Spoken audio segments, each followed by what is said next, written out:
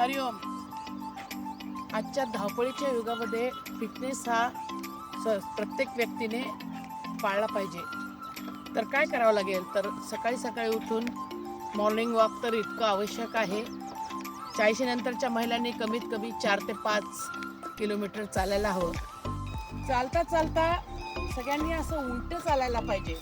उलटं चालणं हे आवश्यक का आहे, तर आपल्या टाचेला आराम मिळतो.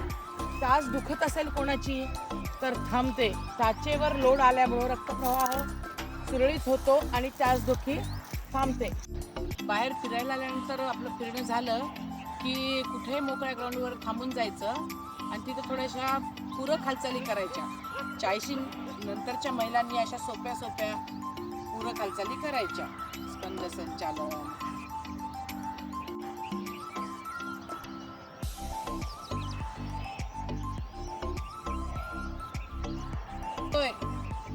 ते आनंदाने करायचं, कंटाळा नाही आणायचा त्याच्यामध्ये. कोणी आता एकदम क्लॉकवाईज, अँटी क्लॉकवाईज, मानेच्या हालचाली, मान समोर सरळ, मागे सरळ. मानेच्या हालचाली कधीही हळूहळू करायच्या.